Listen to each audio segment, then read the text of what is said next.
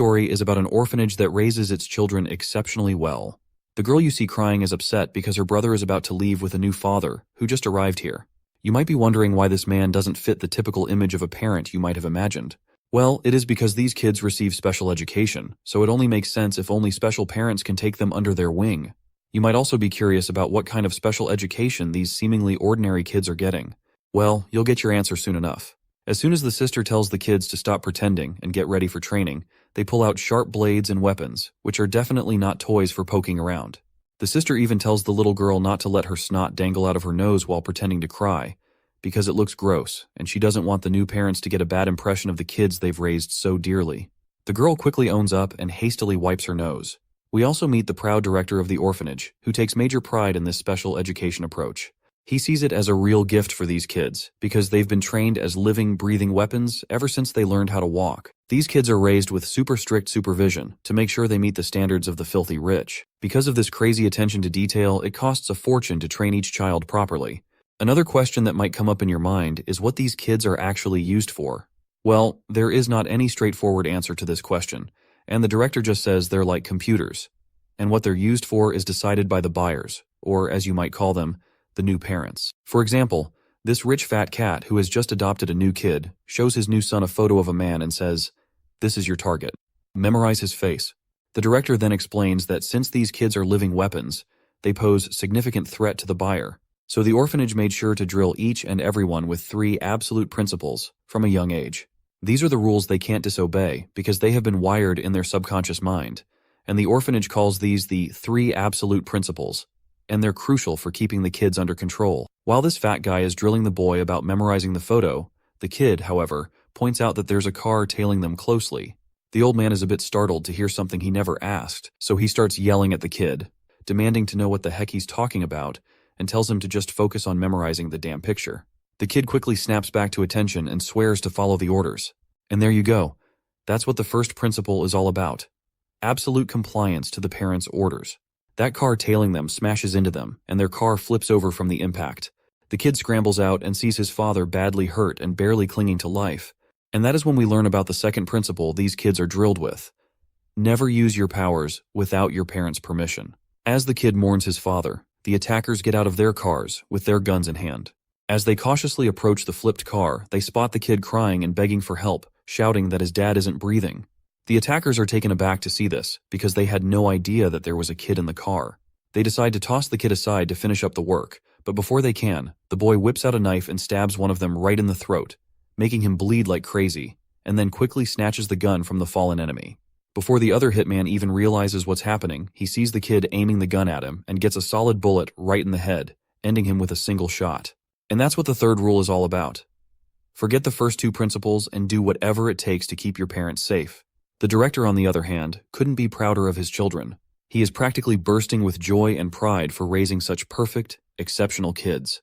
He quickly shows the register book containing information about each and every kid and asks his buyer which one he would prefer. But the buyer flatly refuses any of them. So, the old man puts the register book back on the drawer and reluctantly pulls out a file for a kid who's already been deemed a defective product. He's disappointed that the buyer is only interested in this particular one. Apparently, this misfit kid was a real gem. Even the director is a huge fan of his. He had the best skills out of all the weapons they'd whipped up, and the old man was practically swooning over him. But of course, the kid disappeared, and the director's left wondering if he's even still breathing. They've been on a wild goose chase to find him, but since he's parentless, he can't use his powers without someone's permission. So they're pretty much in the dark because of 0 leads, and he's probably living incognito as just another regular high school kid. Well, it seems like this supposed ultimate weapon is getting pushed around by a bunch of school bullies. After taking a punch from a guy in a white hoodie, he's down for the count, writhing in agony from that one brutal hit. Guess being a top-tier weapon doesn't always mean you can handle a schoolyard smackdown. This guy Yusef with deadpan eyes hovers over our boy, asking him how many points he'd give that punch. The poor guy fumbles out, that's a solid 180,000 points right there. The other bullies in the group high-five Yusef for racking up such a high fist score. Yusef then decides he wants to play further, planning to test his kick to see how many points he can score this time. But before he can walk to our boy Hyunho once again, a blonde dude pushes this blackhead away and rushes up to Hyunho, eager to know how many points his punch can earn. Yusef doesn't appreciate getting pushed by some lowly weirdo, and even Hyunho can tell Yusef is pissed about the blonde's shove. So Yusef silently strolls over to the riled-up blondie, Cyan. When he gets there, he gives Cyan a good old slap across the face, casually saying, "Just paying you back, buddy." No hard feelings. As much as Cyan hates the humiliation of that slap, he swallows his pride and gives a thumbs up to his friend for a solid 180,000-point slap. The guy with the deadpan eyes just smiles and casually walks away, telling Cyan he can buy him a pack of cigarettes instead of flattery. Before Yusef goes, Sion challenges him, promising to fight him next time. Meanwhile, the protagonist is totally fed up with all this nonsense from these ragtag idiots because he knows he could take them all down in one fell swoop. Still, he plays the role of the dumb weakling, and Sion starts choking him, demanding to know if Yusef's punch is actually better than his. Cyan keeps on bullying our boy, treating him like his personal punching bag to vent his frustration, and tells Hyunho to tag along with him for a little while.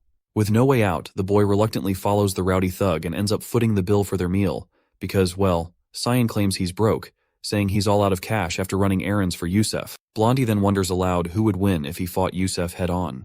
In response, Hyunho states that he can't say anything for sure. Out of nowhere, Cyan notices the snack shop has the same name as Hyunho, and our guy sheepishly admits it's run by his mom. Right on cue, his mother also shows up and says if Cyan is her son's friend, he can eat as much as he wants. Cyan is genuinely surprised to learn that this is actually Hyunho's mother's shop, and our boy feels pretty disappointed because he had been trying to keep this a secret all along. And he's not sure why his truth had to come out at the hands of this jerk, who's shamelessly running his tongue over his lips, probably looking forward to freeload some more food. Seeing the shifty look on his filthy friend's face, Hyunho grabs his pen, ready to poke a hole in Cyan's eyes if he tries anything sneaky. Just as he's about to make his move, the blondie surprises him by apologizing for not introducing himself properly earlier. He introduces himself as Cyan Park, Hyunho's buddy, and comments that he finally gets why the shop had a weird name. Hyunho's mom chuckles at the joke and mentions that Hyunho told her to keep it under wraps. Cyan then jabs at his friend, saying he's awful at hiding things and that he's also bummed his friend kept such a stunning mom a secret. Hyunho, now totally over this guy's act, knows Cyan's just a piece of work. To avoid any more nonsense, he tells his mom they need to bounce because other friends are waiting for them. The woman packs up some food in a plastic bag and hands it to Cyan, telling him to share it with others. He explicitly and happily states that all Hyunho's friends are like her own children, so Cyan should not shy away from anything. While Hyunho tries to convince her that it's really not necessary, the blondie's eyes light up at the sight of free food. He grabs it without a second thought, completely ignoring Hyunho's internal groans. He is feeling pretty pathetic, internally begging his mom to rethink this, because he knows these guys are just a bunch of bullies, not real friends. Hyunho then pleads with Cyan not to share the food with Yusef or anyone else. Cyan agrees with a smirk and says his goodbyes. Hyunho's mom, ever the gracious host, tells Cyan to bring more friends next time, to which Cyan enthusiastically agrees, saying he'll definitely come back with a crew. Well, that's exactly what Hyunho was trying to avoid, and here we are. Once Cyan's out of sight, the boy turns to his mom and lets loose, and while fighting to keep his tears in check, he furiously demands to know why she didn't just pretend they weren't related. Seeing her son so upset, his mom is totally confused and hurt. She tells him she was just happy to meet his friend, and apologizes if she caused any trouble. Hyunho, meanwhile, is left questioning the rationality behind his words. He has no idea why he's yelling at his mom, especially when she's apologizing. He's feeling like garbage for acting out. His mom tries to explain that she just wanted him to make more friends, which is why she acted the way she did. Hyunho's hand shakes with frustration and confusion, and he's barely holding himself together.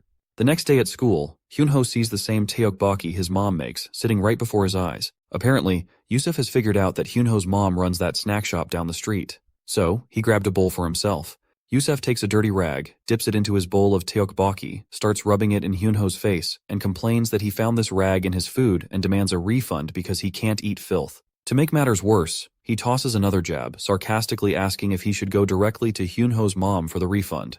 Hyunho is absolutely livid with Cyan, especially after he ratted out his secret despite his pleas to keep it quiet. Trying to keep his cool, Hyunho responds coldly, asking if they're even considered friends. This gets under Yusef's skin, and he mocks Hyunho for throwing a tantrum over a little joke. Then, to add insult to injury, Yusef dumps the entire bowl of tteokbokki right onto Hyunho's uniform. That's the last straw. Hyunho's already got his pen in hand, and before Yusef can react, he doesn't hesitate to swing his hand to jab the pen straight into Yusef's throat. His hand stops just short of the mark, trembling as he fights to keep himself in check. Yusef, not exactly thrilled about being threatened, gets more cocky and pissed off, demanding to know what the hell Hyunho thinks he's doing. A few moments later, Cyan strolls into the classroom, only to find everyone dead silent. The place is a mess. Security guards are on the scene. The window has been shattered. Blood is splattered across the floor, and Hyunho's glasses are scattered on the ground. Looks like things have taken a serious turn, either an accident or, dare I say, an attempt of murder, attempted by Yusef. You see, just a moment ago, Hyunho was mercilessly beaten by this jerk, for about 15 minutes straight. He begged for mercy, draped in his own blood, and lost consciousness several times while writhing in pain. Despite his pleas, Yusef didn't stop and continued the relentless beating. When Hyunho was completely worn out and shattered from the brutal assault, he looked outside through the nearby window and finally ended it by jumping out of it. Now, we find ourselves in an abandoned building where we encounter this disgusting creature again. With no shred of empathy, he casually puffs on his cigarette and tells his friends to confess that they were the ones who accidentally pushed Hyunho out of the window while playing around. His friends are pretty reluctant to take the blame. In fact, they refuse right away to Yusef because they don't want to get into trouble. That's when Yusef brings up a useful Korean law known as the juvenile offender law. He explains that he's no longer eligible for this because he's past the age limit, so he's asking his friends to help him out by confessing that they were the ones who pushed Hyunho out of the window. He insists that this is the only way he can avoid a trip to jail. Still, the other boys are hesitant and remind him that even if they take the blame, they'll be hit with a civil lawsuit. Yusef just shrugs it off, saying he's got that covered too. He then points out that the civil lawsuit hasn't been filed yet, and if they eliminate Hyunho's only surviving family member, his mother, there will be no one left to file the lawsuit. Yusef also brings a suitcase full of hard cash, offering 10 million won per person in exchange for their help. Once everything's figured out, they decide to pay a visit that night to the grieving mother, who's still trying to cope with the loss of her son. She's sitting in her son's room, surrounded by his things, lost in her grief. As midnight strikes, the thugs quickly put on their masks and head straight for the 5th floor. But when they try to use the elevator, they find it's out of order. So they opt for the traditional staircase. As they make their way up, they discover that the elevator is jammed because someone has intentionally wedged it with a fire extinguisher, preventing it from coming back down. Before Yusef can even figure out who might have done this, they hear a familiar voice. Apparently, Sion is sitting on the staircase, already waiting for them to arrive. Yusef quickly asks what the hell he's doing there, while the other lackey is just thrilled to see him and tells him to join them. Sion gets up from his seat, ready to dive into action, but not before asking 2 important questions. First, he wants to know how they found out about Hyunho's Taeokboki place, which was a hidden gem only he knew about. Yusef casually pulls down his mask and explains that when Sion didn't bring the cigarettes he was supposed to, Yusef followed him and saw him hanging out with the neighborhood kids. That's when he spotted Hyunho arguing with his mother. Sion realizes that it was actually because of him that these thugs found out about the place. He then moves on to his second question and tells Yusef to think carefully before answering. He wants to know why they're really here. That's when Yusef flexes his big iron pipe and tells Sion they're just here to handle things with Hyunho's mother, to keep her from filing a lawsuit and let her sleep peacefully. He's actually glad Sion's here too, because he's been getting on his nerves lately. Yusef reminds him about the push from earlier and figures out that Sion was just pretending to bully Hyunho, and in reality, he was trying to protect him the whole time. Yusef admits he was too dense to see it sooner and was itching to take care of Sion as well. With that, Sion is done with the interrogation. He picks up the fire extinguisher and Yusef doesn't hesitate to swing his giant rod. Sion quickly pulls the pin from the extinguisher, aims it at Yusef, and starts blasting him with all the bubbly gas. As their vision blurs, one of the lackeys catches a glimpse of an extinguisher heading straight for his face. Before he knows it, the red tank smacks him right on the noggin, and the impact also sends Yusef sprawling to the ground too. Sion quickly shoves his buddy off, grabs the rod again while Sion handles the other 2 lackeys. When he sees Yusef making a move, he blocks the iron rod with the extinguisher like a pro. In a flash, he ducks down and slams the extinguisher onto Yusef's feet, smashing his toes into oblivion. Sion then boots him over the stairs, sending him tumbling backward. He then starts trolling down the stairs, while casually informing Yusef that his cuneiform bone above the metatarsal is broken, and he's pretty sure this arrogant bastard won't be walking anytime soon with those messed up legs. The filthy man groans in pain, lying defenseless on the ground, and shakily asks why Sion is doing this to him. That's when Sion drops the bombshell. He explains that there are 3 principles that were drilled into his mind as a kid. First, a parent's word is absolute. Second, don't use violence without permission. As he says this, he lands a devastating punch right on the guy's head. The other lackeys on the ground are totally lost, not understanding a word of this crazy rant. It's pretty wild that we were led to think Hyunho, the whiny kid with glasses, was the main character. Turns out, Sion is actually the missing kid from the orphanage. After losing several teeth and with a broken nose, Yusef begs for forgiveness and pleads for Sion to stop. But our boy keeps going, explaining that the third principle is, if there's a threat to the parent's safety, the kid can ignore the first two rules and handle the situation however necessary to keep the parent safe. Sayan remembers Hyunho's mother saying that all of Hyunho's friends are like her own children. So, basically, she's his mother now. And if anyone threatens his mother, he's got the green light to beat them to a pulp. With a resounding bang, Sayan smashes that filthy bastard's skull, and the sound echoes through the building. The scene cuts back to the creepy orphanage, where a sister is visiting the director. She tells him there's a call from Korea. When the man asks who it is, she says it's the Baeko personnel. The old man's mind perks up as he recognizes the caller and quickly grabs the phone. The caller quickly reports that they've found the kid they've been hunting for, the legendary figure from the Dead Mansion project, codenamed Sean. Apparently, he's in Korea right now. And there you have it, the official introduction of our boy. The Orphanage, which is known as Dead Mansion, is a highly funded multinational organization that produces weapons for the rich. In the eyes of the Orphanage, he was the perfect child, and his code name is Sean Park Sion. They had us fooled in the first half, not gonna lie. I really thought the black-haired guy was the real MC. Here's the scoop on our boy's backstory. Sean was one of the children created by the Dead Mansion project. He was the pinnacle of their product they had produced so far. He was top-notch in infiltration, weapon skills, and VIP assassination. He was meant to be supplied to a top client of the Orphanage, a notorious Yakuza organization in Japan. But there was a mix-up, and instead of Japan, he ended up in Korea.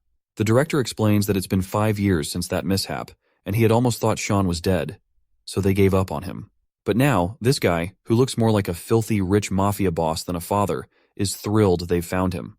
He quickly tells the sister to bring Sean back as soon as possible, by any means necessary, because he can't wait any longer. The woman, whom we've been calling Sister, lets down her black veil, revealing her dead eyes. She quickly adheres to the order, saying she will proceed with the retrieval operation immediately, and this lady in question goes by the name Rachel. As soon as she drops her act as Sister, my god, this woman looks absolutely creepy. Dressed in a tight black shiny suit, she's not holding back a single bit in flexing her big guns. She makes it clear that she will drag Sion back even if she has to take him out by force. This woman is the Dead Mansion instructor, and her specialty is still unknown. However, the director quickly tells her to simmer down because he needs Sion unharmed, and she doesn't need those guns either. The lady quickly gets embarrassed and starts picking up her robe to put it back on, muttering about how she was just getting into character. In the next scene, we see Kwon Byung-woo, Yusef's father, bowing his head to apologize to Hyunho's mother. He promises to cover all medical expenses, mental damages, and any other compensation she might need. But the woman flat out states that nothing will change with just an apology because this isn't something that can be resolved with words alone. The students nearby are startled to see this filthy rich man bowing his head like this. And Kwon Byung-woo finally lifts his head, turns around with a blank face, saying he will be taking his leave. The woman is utterly baffled by his strange behavior. In response, Kwon Byung-woo covers his face with a handkerchief and reveals that he was here to make amends. But since they can't resolve anything through discussion, he will leave because efficiency is key in all matters. He then walks forward towards his luxurious Maybach, telling the woman that he also knows other ways to sort out this mess because he's quite the expert in these matters. With those parting words, his car zooms off. He then complains to his manager about how disgustingly stingy and smelly that place was, insisting they tear it all down and build a mixed-use complex instead. The rich man then asks about Sion, or we can also call him Sean, and asks his manager if they have taken care of that kid. The manager lets him know their people are already en route and the secretary will ring them once the job's done. Kwon Byung-woo just nods and heads to Sanlim University Seongsim Hospital. Inside, we find Yusef all banged up, wrapped in bandages like a mummy. He tells his dad the kid who messed him up was no average Joe. He kept rambling about some 3 engraved principles or something. His dad raises an eyebrow, asking if this is the new trend among kids. Yusef just shakes his head, saying he hasn't a clue. Before Yusef can spill more, his dad cuts him off and gives a cold stare to the women and humbly requests the nurse to give them some alone time. Once the lady is out of the way, he slaps his son hard right over his face, just like any typical father. After slapping Yusef's face, Byung-woo lets him have it. What's really grinding his gears isn't just that his son picked a fight, bullied some kids, and caused them to jump out of a window. Nah, what's really bothering him is that Yusef didn't clean up the mess afterward, leaving a trail of evidence behind. He drills into Yusef that the basics of the job are to avoid doing things twice, meaning don't screw up and leave evidence for others to find. Byung-woo tells him to watch his father closely and learn from this chance to fix things. Meanwhile, Sean is taking a beating from a group of goons sent by Byung-woo. The leader, decked out in gloves, watches as his lackeys drag the injured boy from the ground.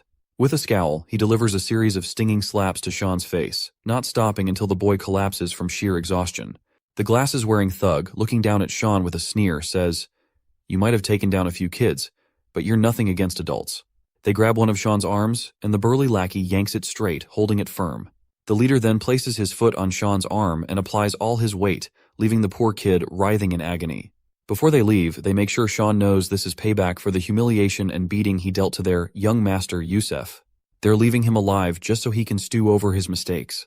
As dusk settles in, Sean sits there, snapping his shoulder back with a sneer. He chuckles at how the goons couldn't even tell the difference between a dislocated and a broken arm, despite their big talk about being adults. The beating he received? Well, it was nothing compared to the thrashings Aunt Rachel used to dish out. Sean's frustrated that he can't tap into his full strength without orders, but he's relieved knowing Yusef won't be bullying anyone else. As he heads out, grumbling to himself, he runs into Hyunho's mother. She recognizes him immediately and asks, "What happened to you?" With a warm hello, Sean greets her and is soon invited to dinner. Hyunho's mother has prepared a feast, urging him to eat his fill. When Sean hears this command to eat, he dives into the food like a wild beast.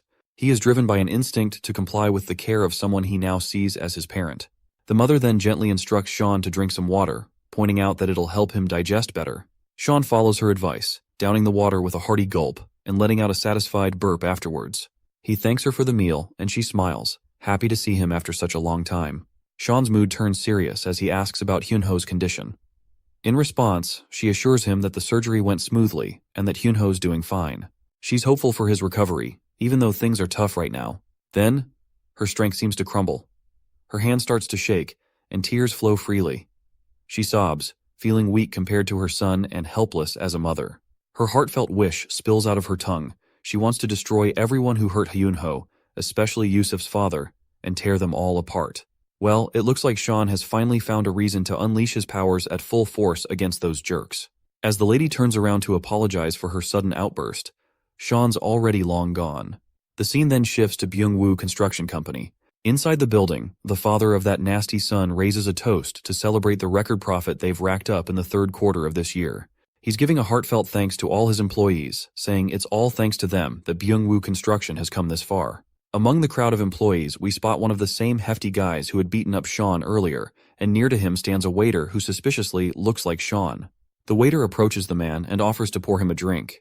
As soon as the man says, "Pour some," the waiter smashes the bottle right over this jerk's face. The bottle shatters, leaving the wine and glasses scattered through the air. The fatty stumbles back, trying to get himself together, and quickly goes for a counterattack. But Sean is ready. He shoves those bare glasses he was holding into the guy's hands like he's handing over a pair of gloves. Then, with a brutal swing of his leg, he kicks the jerk right in the face. Next, Sean grabs some forks and knives and hurls them at the guards with deadly precision. They hit their targets perfectly.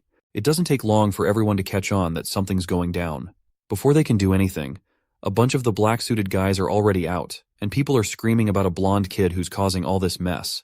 The mention of a blonde kid rings a bell for the company director. Meanwhile, Sean is hiding under a table, knife in hand.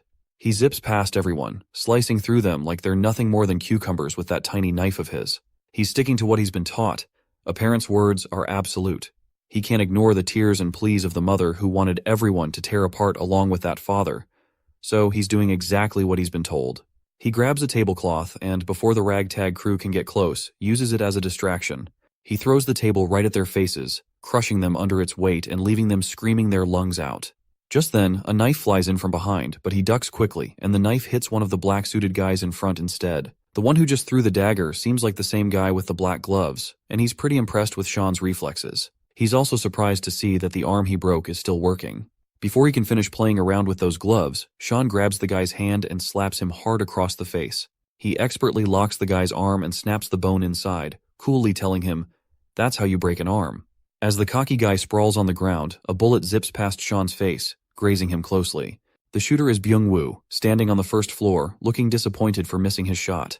Sean quickly raises his hand and calls out that it's tough to hit from that distance unless you're a real pro. Byung-woo curiously asks who this kid is. He remembers that Korean kids these days are into something called crew, so he asks if Sean is part of that too. To which Sean responds that he doesn't know what the heck that crew thing means. But if Byung is asking which crew he belongs to, then he proudly states that he is with the Hyunho snack shop. The mention of Hyunho snacks rings a bell for the zombie-like dude, and promptly asks if Sean is talking about that smelly alleyway junk food place.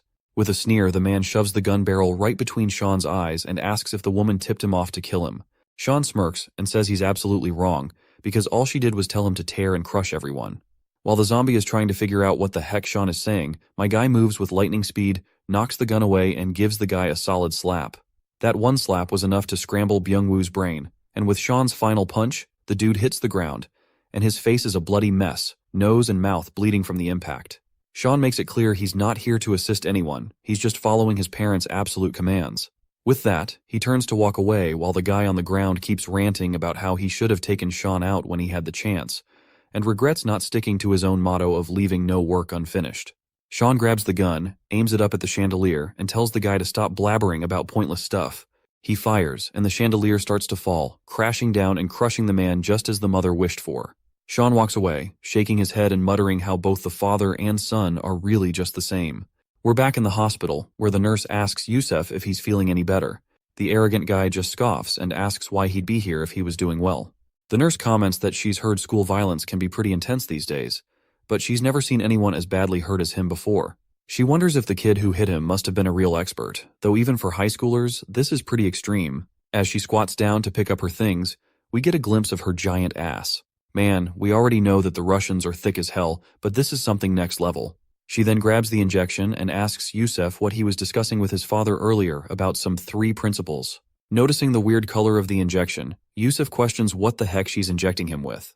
Rachel then pulls out her mask and reassures him not to worry, saying that as long as she only uses half, he won't die. It looks like she's finally here to take our guy, and she starts pressing against his chest, grilling him about those 3 absolute principles he mentioned. The guy gets genuinely scared by her death glare and tells her to just get the hell out. That's when Rachel pulls off her fake hair and stops playing games. She straightforwardly demands he reveal the name of the kid who messed him up like that. We also find out her specialties, which are disguise, infiltration, interrogation, and of course, torture. Shortly after, Rachel calls the director when she arrives at Byung-woo's company. She tells him that the boy apparently used his powers. The director is shocked by this news, and Rachel further explains that she rushed to the spot where Sean was last reported. But by the time she got there, he was already gone. The place was a mess, with people badly injured, something only Sean's powers could have caused. The director is confused, saying he has no idea what's going on, because in the history of the Dead Mansion, no one has gone against the absolute 3 principles. The old man walks over to a cupboard, and as he opens it, a deluge of books spills out. He remarks that if Sean is ignoring the absolute 3 principles, it's no ordinary matter anymore. The weapons the Dead Mansion sold off could bypass these principles and target the Dead Mansion itself. He instructs her that her mission has changed, and she must ensure that if Sean is disregarding the principles, she'll need to take action. To which Rachel quickly agrees, and the director also mentions that if she needs support in Korea, she can contact the Baeko personnel there. Just then, 2 men show up right on cue. They're pretty amazed that a single high schooler managed to take them all down. Rachel hangs up, and one of the guys, particularly the fat one, looks a bit freaked out by her appearance and wonders if kids nowadays really dress like that. His buddy explains that she's Russian and that some people are pretty open-minded, adding that even his own wife is open-minded. The next day, we're back at school, and it looks like Rachel has taken on the fake role of a teacher at the school where Sean is studying. She's here to dig deeper into what Sean's up to, and just thinking about it gets her all worked up. She's excited to see how he's grown up. Back in the day, Sean was her favorite student. He absorbed everything she taught him like a sponge. So, she's really looking forward to seeing him again. When she arrives outside the classroom, she spots Sean. He's in the middle of narrating the story of how Yusuf was begging for mercy after he beat the crap out of him. Rachel is completely taken aback by his behavior, and she is having a hard time accepting if this vulgar kid really is Sean. Suddenly, a chubby kid sitting behind Sean gets really pissed off and finally wakes up because of Sean's nonstop rambling.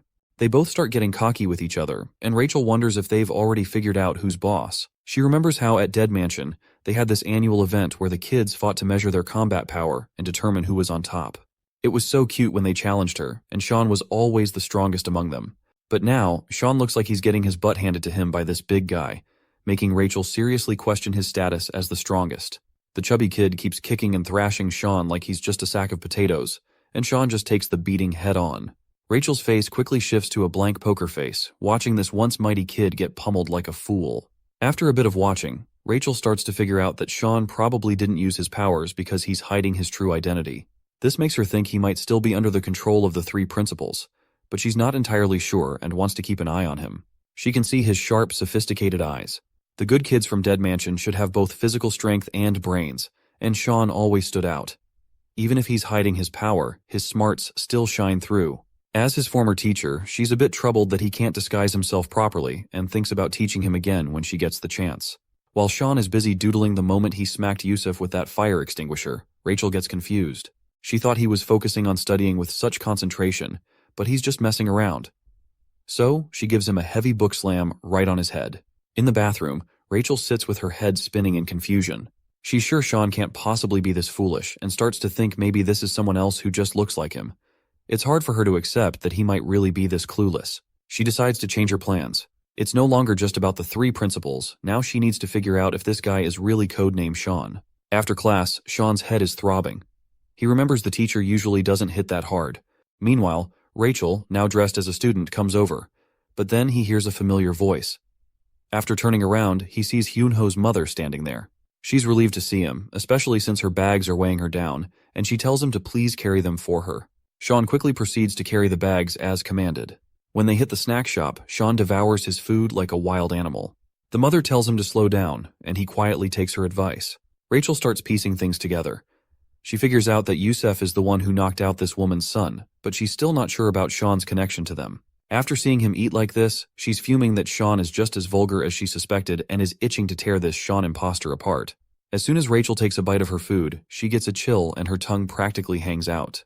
She asks for some water after just one bite of the insanely spicy dish.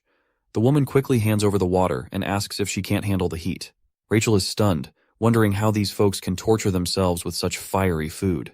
She is pretty sure these Koreans are out to assassinate her with this much heat. Sean then tells her to slow down, saying she's being clumsy. That's it. Her frustration has hit the roof, and she vows to take this jerk down. Speaking of spice, she remembers Sean couldn't handle it either. If this guy is really Sean, he should be struggling with all this heat, just like he did back in Russia. She watches his trembling hand, thinking he's having a tough time. But instead,